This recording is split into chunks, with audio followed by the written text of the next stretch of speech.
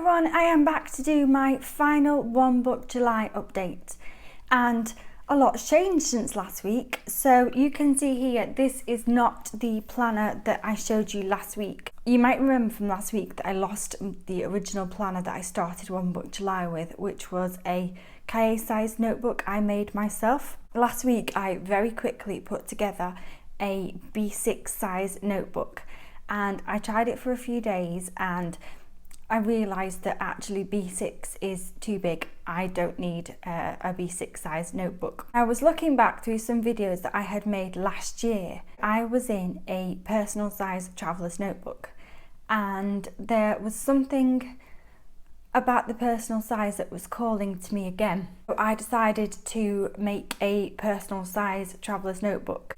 So I'll show you what I made. Now this was actually made from a bag. I got it from Primark. I cut it down, did some jiggery pokery with it, and I made this into a bag, and it matches my new look bag so well. It's just fantastic. So it's a bit rough and ready, but I think when you make your own traveller's notebooks, they always are a bit rough and ready. The stitching is by no way perfect at all, but actually I really love it. So it's this really nice sort of nudie pink colour.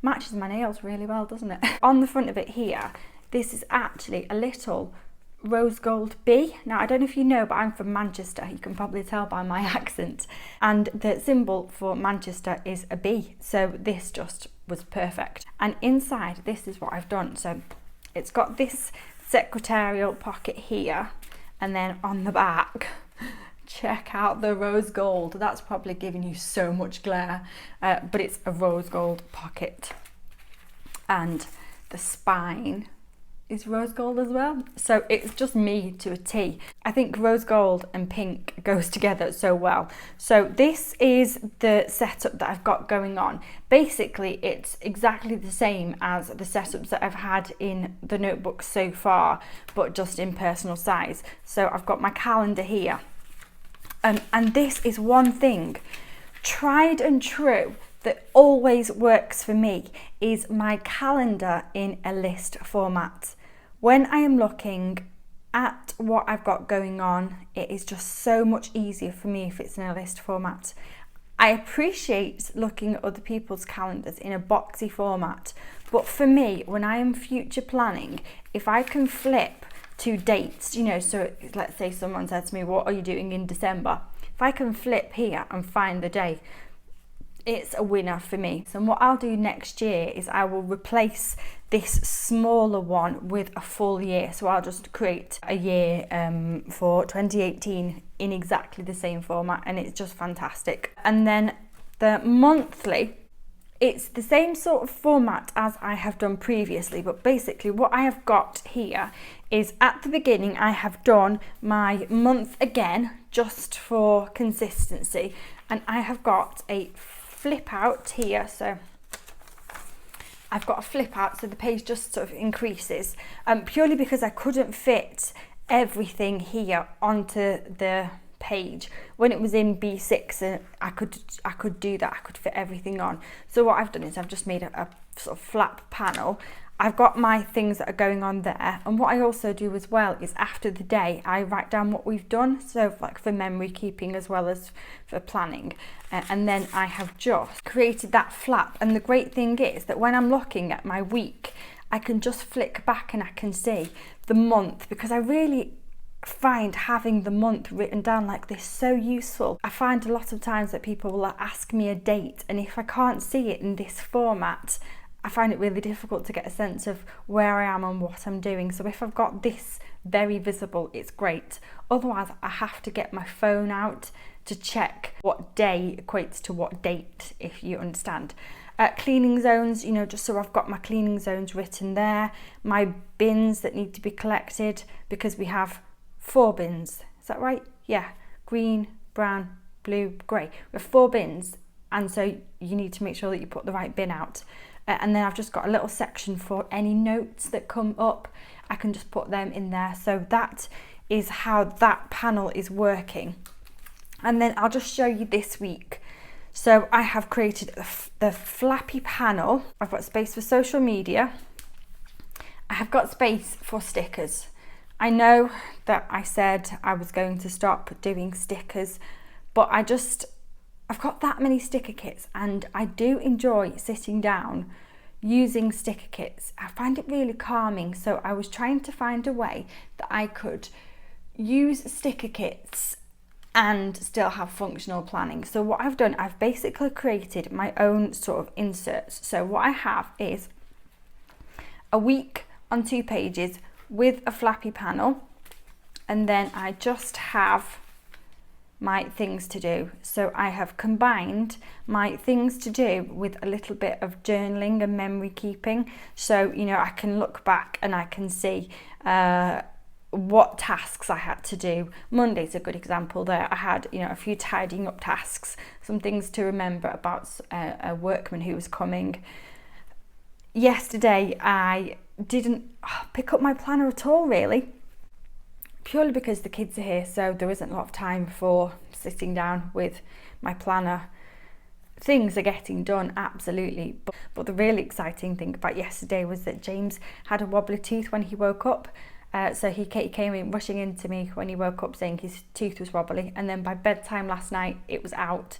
So we had the first visit from the tooth fairy, which was so exciting. And then today I haven't put any stickers on at all because actually I've got, you know, lots of things I wanted to do. I've got some cleaning bits and pieces, some filming bits, so literally it's just a list and I've got everything at a glance there. But the great thing about having these sort of panels is that I can have a to-do list here. Anything that I just want to have visible, this panel is great. And again, with this panel you can flip that over as well, and I can see the date, I can see the cleaning zones. So actually those two in conjunction together are absolutely fantastic. So I've worked out exactly how to make these inserts, which pages need to be bigger so I can have a flappy panel and which sizes need to just be single. So I've got, this will take me up to the end of this week, then I've got a couple of spare pages, and then I will create another insert for August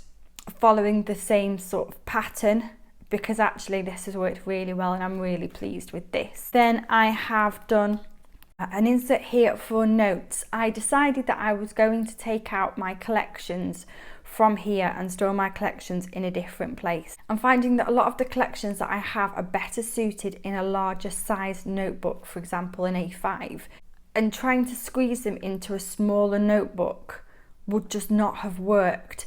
I don't need to have my collections with me at all times. So I decided to just move the collections insert out and just have a space for notes. So anything that I need to just jot down quickly can go in here, no problems. Then I have got a section for the blog. I still haven't had chance to write anything down. I've literally got my prompts for Instagram there, but I haven't had chance to do anything with blog planning. So I just thought, draw a line under it and start again in August, make my plans for my August social media, and then I will just pick it up from there. So that will be filled out from next week. And then here I've just got this pouch, so it's just got a few odds and ends in. Those are from Planner Society. They are just the tabs, you know, the sticky things that you put on top of your tabs. Got a couple of tabs in there. I've got some pictures in there. I can just put any bits and pieces in there, and that's fantastic. And then here I have got an extra section that I can use just for notes. It was just spare and I thought it was a shame to throw it away. I just made this extra pocket at the back because I think these can be really useful, particularly in this instance where I want to put in extra note paper. That is how I am signing off from One Book July, with some drama of losing a planner. But I have to say that I really feel like I have found what works best for me. And I've realised actually go big or go home isn't always best. For me, I don't need to have a massive planner. I don't have that much going on in my life that I need that much space. So personal size actually works great. I've finally found what style of insert works best for me, And that always has to be, I think, something that is fluid. I have worked out now that there is no point buying printed inserts that are dated, because I just will not stick in the same style of insert month in, month out. I just need to draw my own, and there are no two ways about it. As much as I see lovely inserts on Etsy that I can print myself, the ones that work best are the ones where I just draw them. I've worked out that I need to have a separate section for stickers, and that makes me happy. And I need to have a section for serious notes where I can see my tasks without being distracted by anything else. I don't need to have my collections with me all the time. I've worked out that my planning, particularly forward planning, is best when it's written out in a monthly list, which is very similar to the original bullet journal style by Ryder Carroll. This is how he forward plans, and actually it's fantastic. I like pretty things, so if my notebook looks pretty, I am more likely to use it. I know it's ridiculous, but that's the truth. If this was really plain and really boring and didn't have any of the prettiness, I would be less inclined to want to get it out and write in it. I like to customize things. I like to add my own slant. I'm always going to be that person who takes a bag and turns it into a traveller's notebook. I'm always going to be that person who changes things from their original intended purpose and finds a way to add them into my traveller's notebook. I'm a creative person, and I like to extend my creativity into my traveller's notebook. I mean, essentially what we're looking at here is a bag and a makeup bag, and I have changed those things into my traveller's notebook. The size from a width perspective is perfect to grab in your hand. So I'm coming out of One Book July and I'm feeling positive. I'm feeling like I'm finally getting a grip on the contents of my planner.